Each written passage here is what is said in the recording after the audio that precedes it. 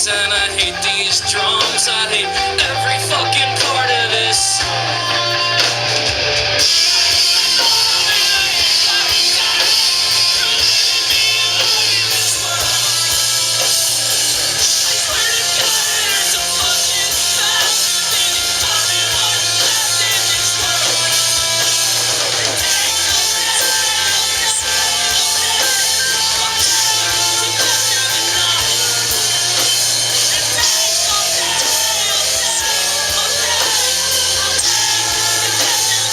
How did you guys get started with music in general in Hawthorne Heights?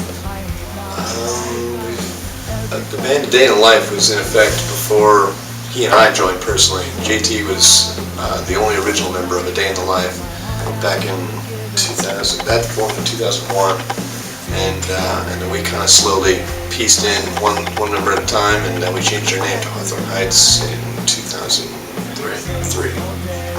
What made you change the name? That band had one original member, and we literally weren't the same band anymore, so we decided to scrap all the songs and start fresh. Why Hawthorne Heights? Thought it sounded cool. Yeah. Didn't pigeonhole us in any one particular genre. Yeah. Just made sense.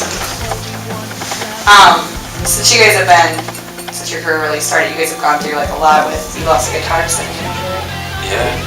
what was it like going through that, carrying on? It was, those are very traumatic experiences to go through. And on top of losing your best friend and then your manager and then going through all these lawsuits, you're trying to essentially survive, both as a band and personally. And it was quite tough at times. Is that where a lot of the music from your album Hate comes from? Like those experiences? Yeah, I think so. In my opinion, we never really got a lot of that stuff off our chest on our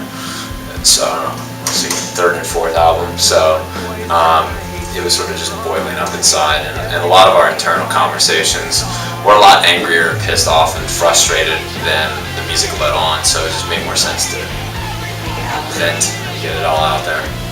So is that what Hate really was kind of just your right way of getting it all out there? Yeah. Is there any songs in particular on the new album that are more in correlation to any of the feelings that you guys have had going on in the last few years? They all are. Yeah, they all are, really. It's all sort of just... Pretty much everything we write is biographical about what we're going through. So pretty much, is there one that sticks out more personal than others? Maybe 4 White Walls or Hate even. For JT in particular. I actually really like it. So what have you guys found to be the hardest, most difficult thing about being in the music industry over the years? It's a terrible business. It's just full of cannibalistic vampires. All the stereotypes you hear are completely correct. A lot of seedy people that just want to leech off of you and not do any work in return. It's a fight every day with somebody in some facet of your business. So what keeps you going in something that's so seedy? Love of music, Yeah. and I think fans. When you perform live and you see your crowd full of people singing along to something that you created, it's very fulfilling. It's a very good compliment to see. That's not right. I don't know, I'm half asleep here. You guys are on a tour right now, right? Yeah. How long is this tour? 2 months. Yeah. When did it start? How did you know it started? August 18th. So you're in the middle of it, basically? Yeah. Just about. What's been the highlight of the tour so far? Last night we played this little town in the middle of nowhere in Kentucky called Whitesburg. We've played there twice now, and both shows have been incredible. It's so crazy. Absolutely crazy. Yeah, especially when it's in the middle of nowhere Yeah. and nothing else. Town that doesn't get too many shows, so they come out in droves for it.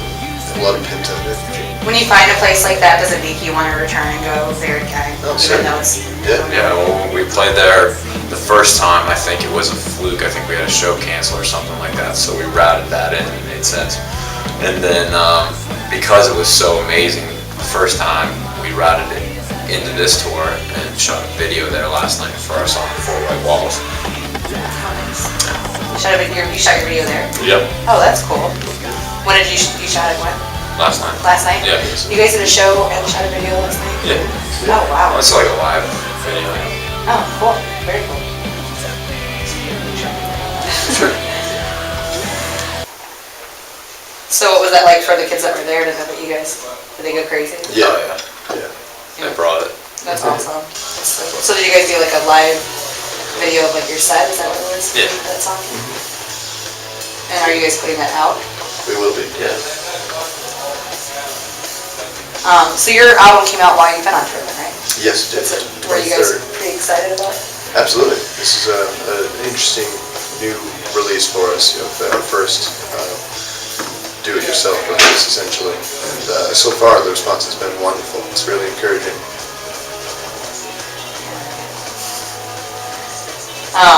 When you guys have like a couple more tours coming up this year, too? Yeah, immediately after this tour, well, not immediately, I guess a couple weeks after this tour ends, we're going overseas. We're going to do a co-headlining tour with Red Jumpsuit Apparatus in Europe. That'd be fun. Yeah. What's your guys' like, you guys have toured a lot, so what's probably like one of the tours that stands out to you?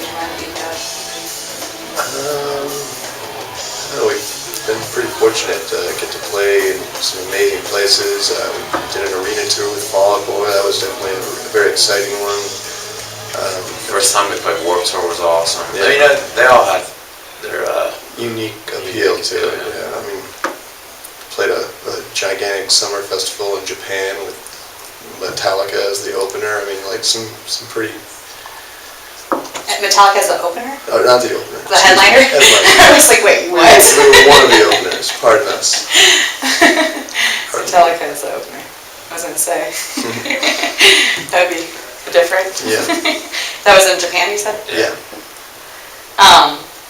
When you guys are doing like this kind of on your own thing, more so, is it scarier or is it like a good scare or is it just, you're just doing it? I think it's more scary putting your career and your life in the hands of people that really don't give a shit about you. To me, that's a lot scarier. So what we're doing now, at least we're in control of.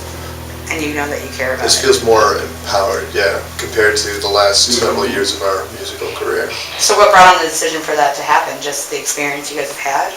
Experiences. The industry's changed a lot too. Like, this wasn't really as feasible 5-10 years ago, but now because the music industry and sales are down so much, and the internet, labels are not as needed as they once were, and we're in a unique place where we've been around and we're somewhat established and have a following, so we have that to utilize with our newfound skills.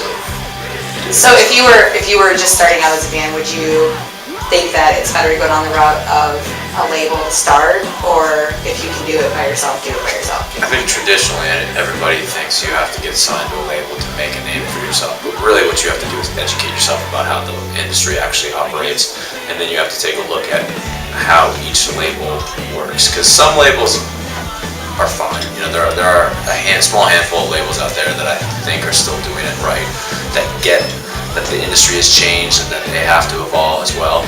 But the majority of labels out there are still stuck in the same rut that they've been in for the last 50 years, and they only focus on selling music, and that's all they know how to do. They want to take a piece of every revenue stream that the band has to offer, but they're only going to promote music, and it doesn't make sense from a business perspective, because year after year music sales go down and down, and so any band starting off just needs to educate themselves, and more likely than not they'll come to the conclusion that they should just do it themselves. Right, and I think that even Cake went back to being an independent band, and I mean they got their first #1 album from being an independent band, which is awesome for them. And I think that's a big thing that you've noticed too in the music industry lately, is that the bands that weren't necessarily getting as much credit are actually getting more credit now because they have, a following that's going to stick with them and is consistent by staying underneath that radar, as opposed to just being a one-night wonder or one-hit wonder and fading away. And I think that's I think it's a smart move for a lot of people. I think that's different about the music industry now. You guys have obviously grown up around like the scene in the Midwest and everything like that. You're from Ohio, right?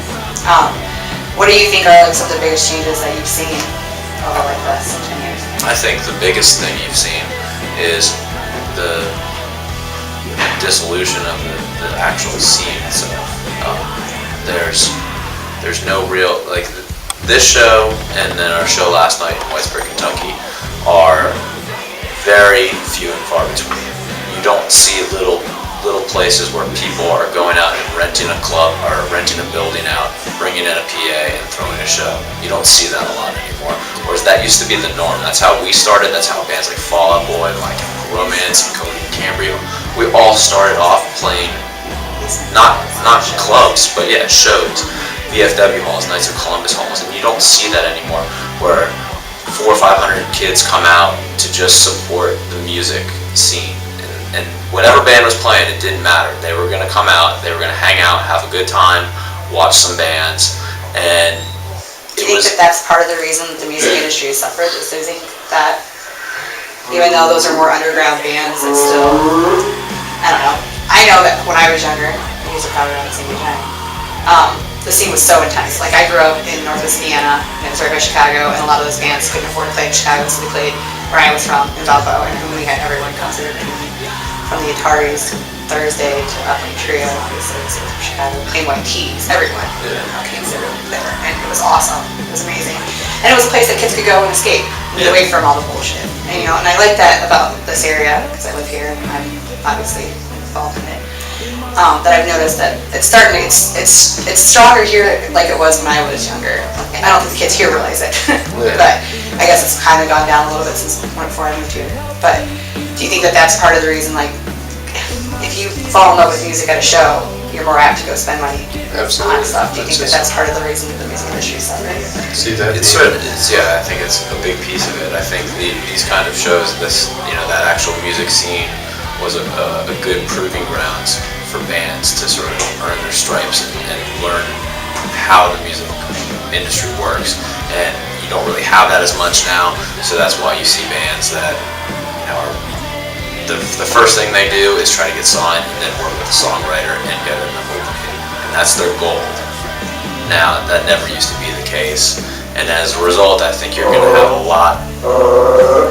Is there a Wookiee out there? As a result, I think you're going to have a lot less long, career type artists as a result of that. With the tour that you guys are currently on, is there any more areas that you're going to that are going to have more of a show setting like this? Or I'm sure there will. Yeah.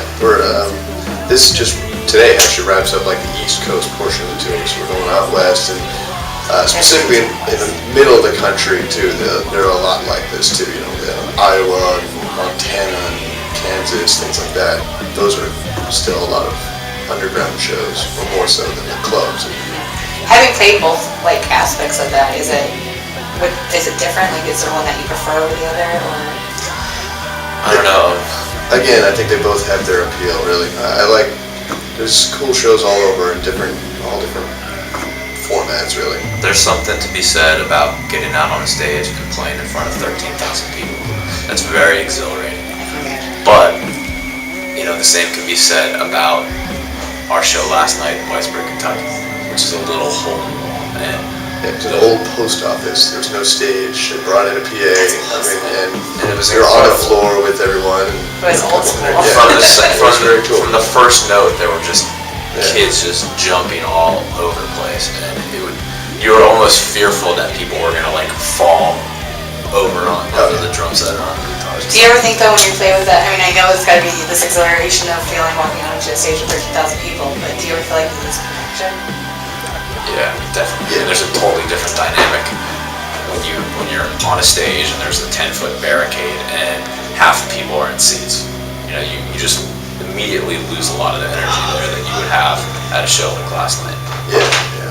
Give yourself something to hide behind when you're hanging from them.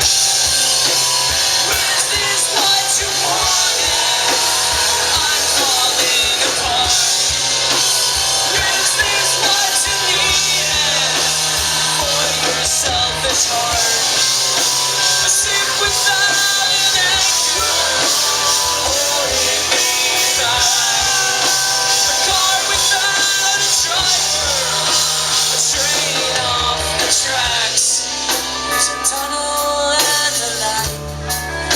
the fork